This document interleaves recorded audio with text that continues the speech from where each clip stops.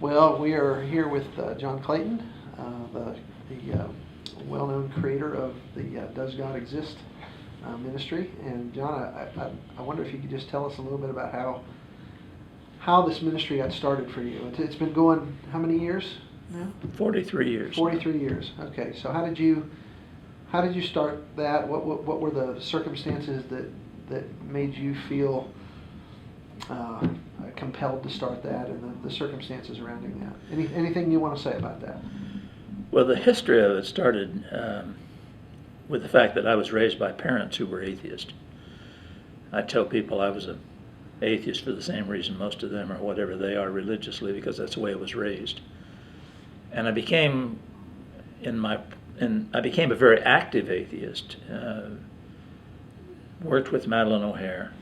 I was very active in the atheist movement in Indiana, and then started studying, as I was majoring in science, studying the scientific evidence that I thought could be used against belief in God and against the credibility of the Bible and against the Christian system. And to make a very long story short, I found out after 7 years of trying I couldn't really do it. And there were a lot of other things that happened. Trying to live an atheist lifestyle wasn't working, and so ultimately I became a Christian. And that's a very short condensation of a very long story.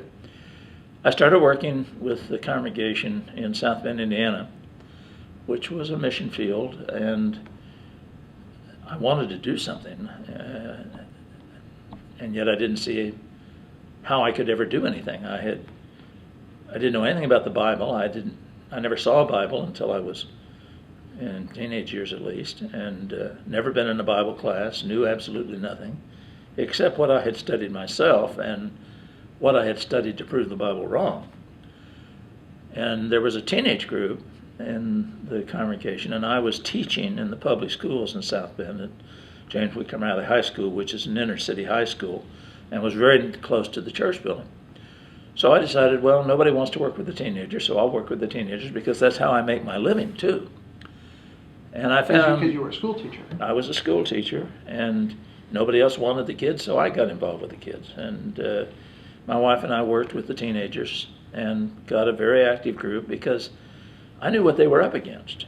And I found that my experiences as an atheist and becoming a Christian was something alien to them, and that I could really help them, and that there was a tremendous amount of enthusiasm that the kids developed when they realized that there really was a reason to know why they believed what they believed. And about that time I had another experience. I had a kid in one of my classes who was probably the sharpest kid I ever had in all my years of teaching. A brilliant kid. He taught himself calculus because he got bored with the trigonometry and algebra we were using to solve physics problems. And he says, is it okay if I use differential and integral calculus? And I said, well, we haven't talked about it. He said, no, I've taught it to myself. And I mean, he was that kind of kid, just drove me crazy because he was smarter than I was. It was always. And the last day of school, this kid came in, and he, in essence, said, I really wish I could be a scientist. I'm so sad that I can't ever be in science. And I said, what do you mean? He said, well, I believe in God.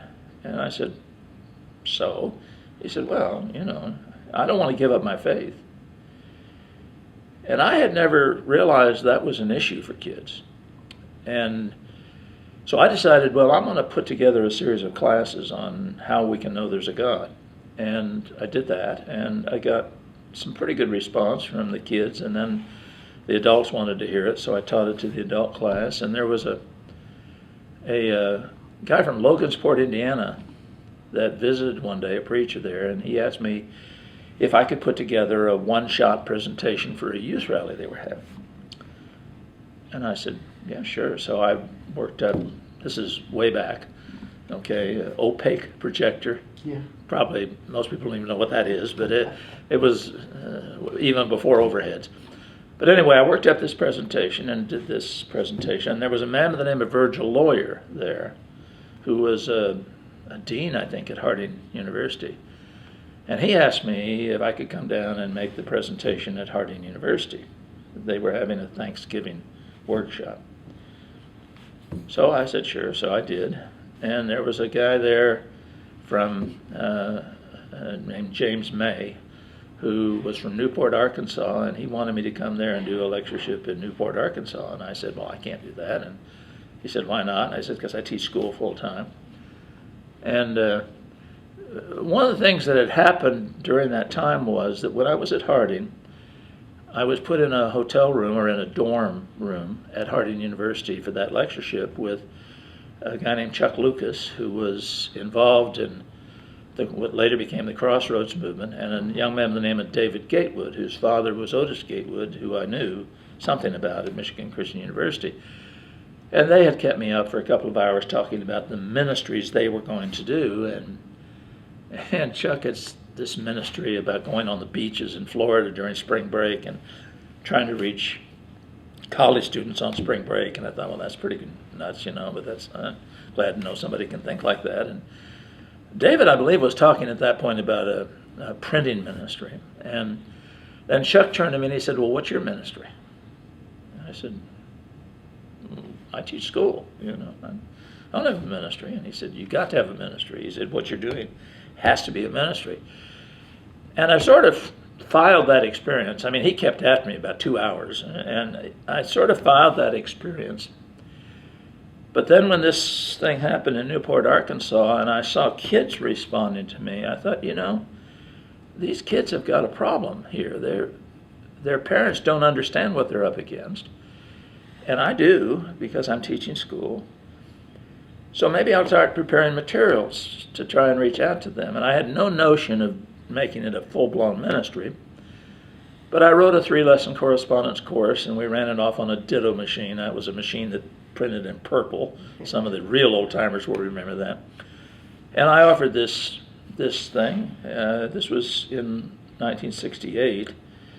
And I also put out a little 6-page booklet that was called Does God Exist, that presented new arguments and new data, and we mailed it out to 20 people, and just mostly young people.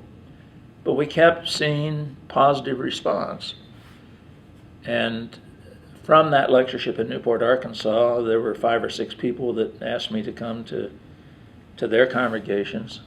And we started going to college towns and presenting one-shot presentations at coffee houses and places off campus and so forth, always connected with the church, especially when the church had some kind of a campus ministry.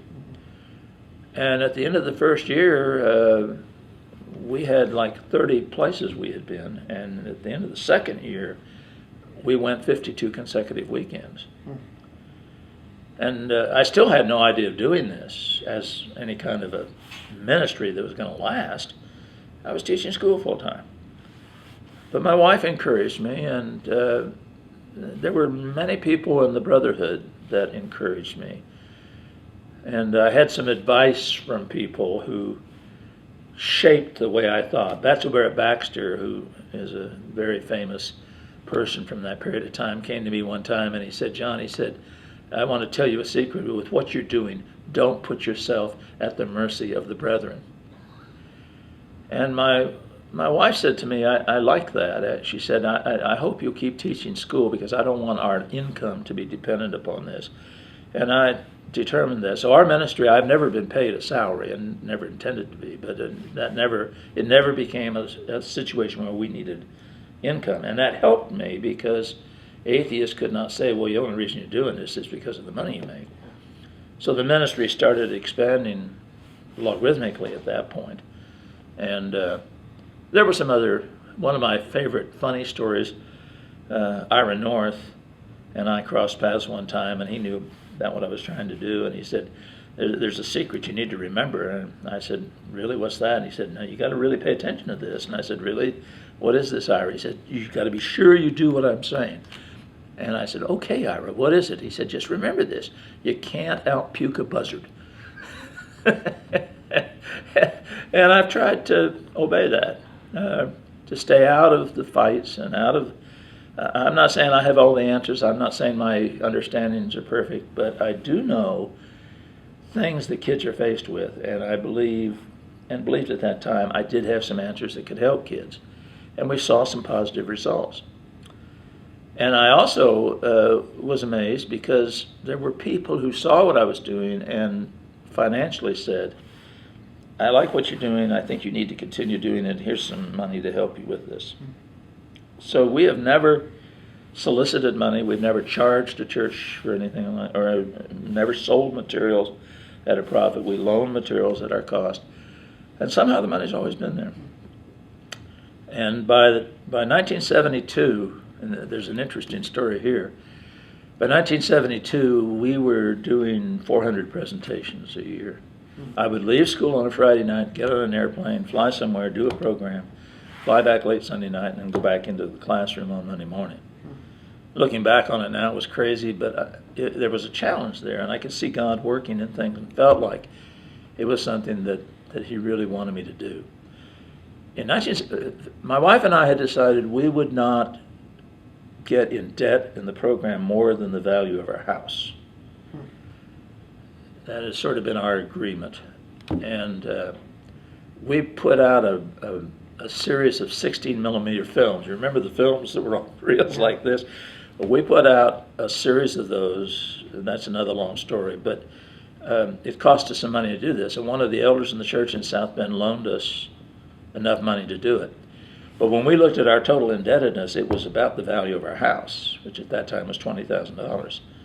And both of us sort of freaked out and said, we can't, this has got to stop. We can't, because we said we weren't going to go beyond this.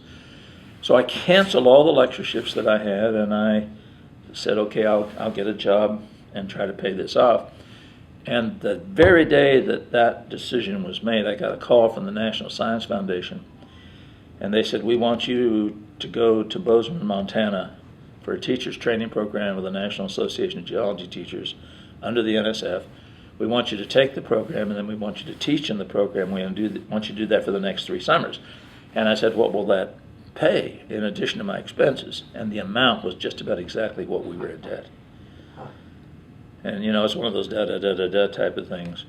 And so we went out there, and that first summer, which was I think it was 71, it was either 70 or 71, we ended up doing more programs in Montana, Idaho, Washington State. And as a matter of fact, we ended up coming home by way of California, and that was an event that changed our lives. We ended up in Camarillo, California in our last lectureship and formed friendships that have sustained us in this ministry since that time, from that move to Bozeman. But during the time we were at Bozeman, the ministry really hardened at that point.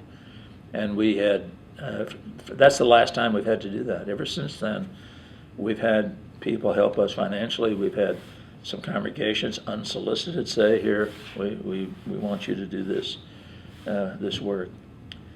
And so that's how we've gotten here. It's one of those things where we didn't intend for it to be a ministry. We didn't intend for it to be that compelling. I was just thrilled to have something I could do, because I didn't think I would ever be able to do anything, having come from an atheist family and having no knowledge of the Bible.